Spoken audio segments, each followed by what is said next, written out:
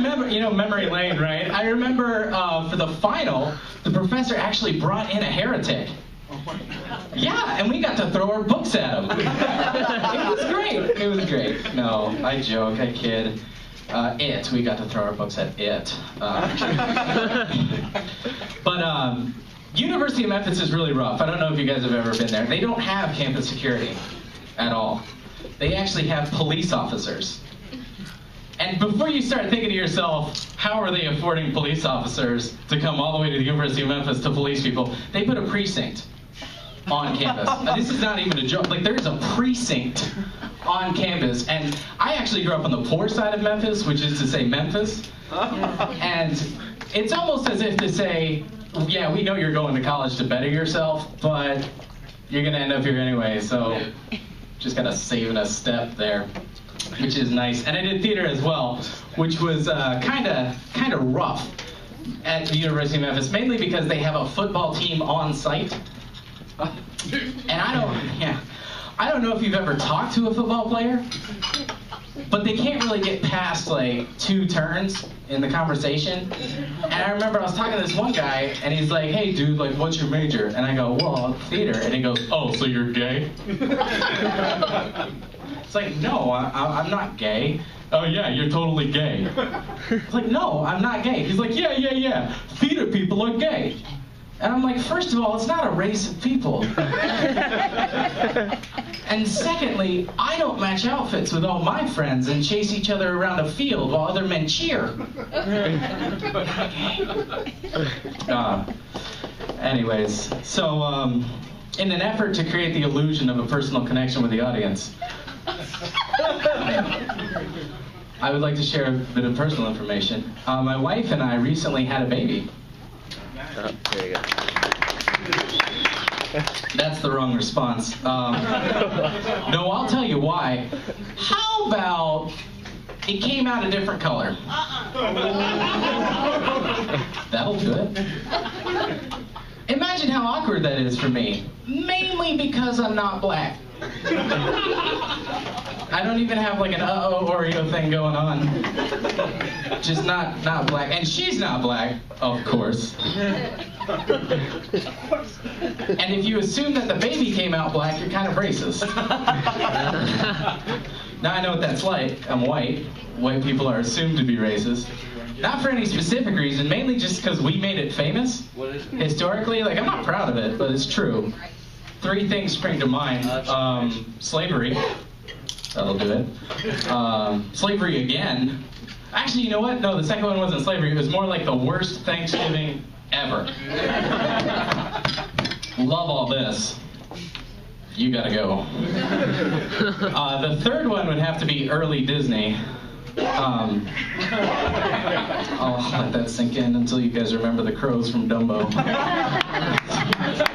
Well, I didn't see you, old boy, no. How did you get away with that? Oh, good times. And then, like, I thought they were getting better, digression again, and then they came out with Princess and the Frog. Like, you guys were making such progress. And then they got crazy old voodoo lady. And I'm like, oh, that's kind of true.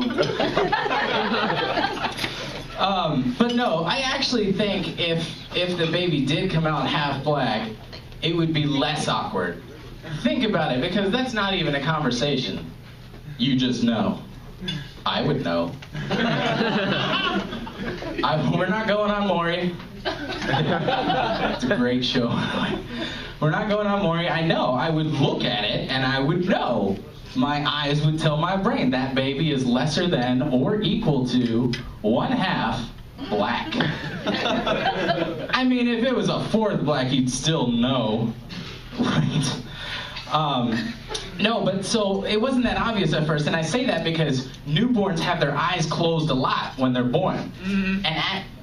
And as she's opening her eyes more, I'm realizing that this baby's kind of Asian. I don't have to explain that to you, right? Why? It's not racist. It's an observable trait. They have the eye thing. I don't want you guys looking at me like you don't know. There's a flat part on their eye right here. Like, I don't know how they do it, but it's there. started thinking about it. This might not be a bad thing. Think about it. Like, I don't know if I want to be a parent, right? And if I ever decide I don't want to parent this kid anymore, I just have to take it somewhere public and act like I don't know it. Hey, Emily, do you want to play hide and seek in Sears? No, I'm just kidding. I would never name a child Emily. Can you imagine? Emily, that's a terrible name. No, I joke. Oh, God, I actually don't have a transition, so we'll just go into the next thing. You guys are actually catching me at the end of a pretty long journey. It's been about, well, I would say 2 years, and I've actually lost 110 pounds. Yeah, thank you. But not for like any cool reason. I was just mainly tired of people telling me I had a disease. I was like, no, I eat a lot. I know what does it. It's the Costco tub of cheese balls. Like, I pour ranch on it, I eat it. Eat it with a spoon. We put ranch on everything in the South. I don't know if you guys know. It is true. Yeah. Do y'all have Church's Chicken up here? I'm gonna digress again. Yeah. You do? Yeah. Oh, cool. Well, I grew up, like I said, in the not the greatest area of Memphis. Orange Mound is actually the name of the neighborhood. Domino's won't deliver to Orange Mound. I'm not. That's not a joke either. Like, they just won't go there. The one Chinese restaurant in Memphis will not deliver to this place because they know.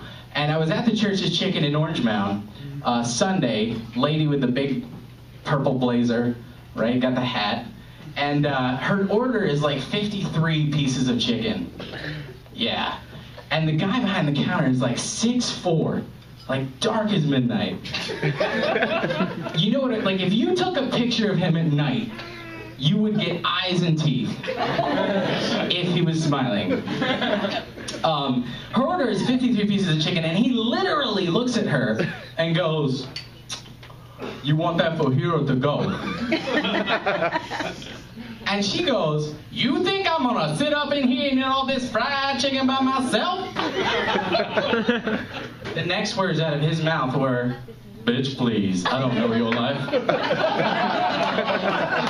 I was like, don't fight in front of the white guy. I'm nervous enough. Like, I hide it, but y'all freak me out.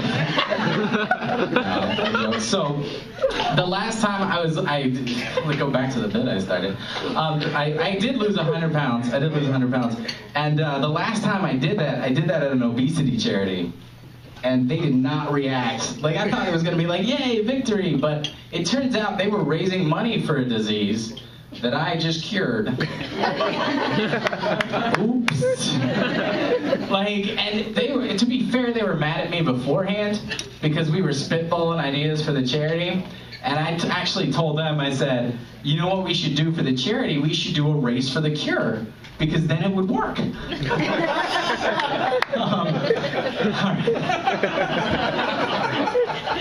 It went better than the all-you-can-eat buffet idea. Now the last thing I normally don't do this, but I'm going to ask for participation here in a second. Mark actually mentioned a baby. Is there a baby in the audience? Is that true? Is there a baby? I don't see. Oh, yeah? Oh, wow. Man, this was going to take a lot of trust on your part. But babies actually have an inherent sense of balance. Did you guys know that? And if you're okay, I'm going to demonstrate this. Okay, just give me 1 second. It's true. This is actually a true thing. Do you mind? I swear I've done this before. Okay. Thank you. Hi, what's your name? Emma. Emma? Okay, say hi, Emma. She doesn't cry to strangers. That's so good. Okay, here we go. Thank you. All right, now babies will actually balance instinctively. Are you guys ready?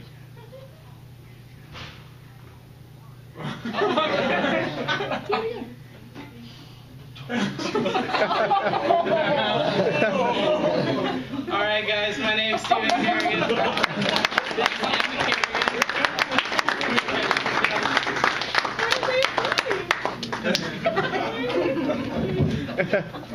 All right, one more time for Steve Carignan, huh? Hey, no judgment in the back, but new rule, don't give comics your babies. Yeah, stop it. I don't know how to do it. All right, coming to the stage next.